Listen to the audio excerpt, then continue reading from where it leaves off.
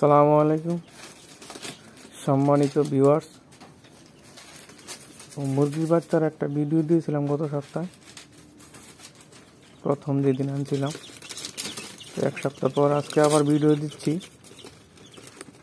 বাচ্চাগুলোর সাইজ এতটুকু হয়েছে। কোনো ধরনের কোনো ভ্যাকসিন, কোনো অ্যান্টিবায়োটিক দেয়নি। এভাবে স্বাভাবিকভাবে পালন করতেছি। তো এইভাবেই পালন করে যাবো ইনশাআল্লাহ।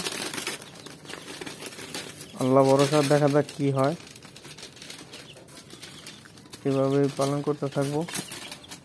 তবে প্রতি সপ্তাহে আপনাদেরকে ভিডিও দেওয়ার চেষ্টা করব, আপডেট ভিডিও।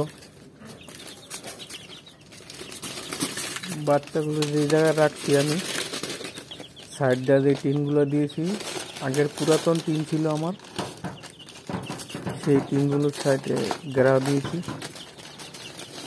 এভাবে রাখতেছি। স্কোয়ার ফিট 24 ফিট হবে। এখানে বাচ্চাগুলো 11টা বাচ্চা রাখছি। তো আশা করি জায়গা চেঞ্জ করতে হবে না, এই জায়গায় ইনশাআল্লাহ রাখতে পারবো বড় আর পর্যন্ত। আমি আসলে এভাবে মুরগা যে বাচ্চা আনছি, এগুলো আমি কোনো সময় আমার লাইফে আমি পালন করিনি, তবে প্রথম। তবে আশা আছে আমি আরও, এগুলো যদি টিকে যায় তাহলে পরবর্তীতে কিছু বেশি করে বাচ্চা আনার চেষ্টা করব।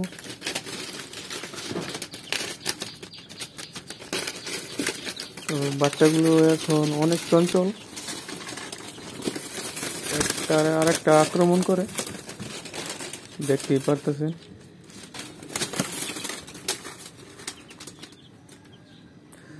তো এই পানির যে পাত্রগুলো দেখতেছেন, পানি এবং এই খাদ্য, এগুলো আমি নিয়ে আসছি। প্রথমে দিয়েছিলাম মাটির যে বিড়া রয়েছে, ওগুলোর মধ্যে দিয়েছিল। তো পাও দিয়া হেঁচলায়া এই বাইরে খাবার নষ্ট করে, এই কারণে এগুলো নিয়ে আসছি। এগুলো তো দিলে নষ্ট হয় না, যা আছে তাই থাকে, খায়। এই পর্যন্তই আমার ভিডিও। তো যার ভিডিওটা ভালো লাগে সাবস্ক্রাইব করে দিবেন, বেল আইকনটি বাজিয়ে দিবেন, নতুন নতুন ভিডিও পেয়ে যাবেন। আসসালামু আলাইকুম, আল্লাহ হাফেজ।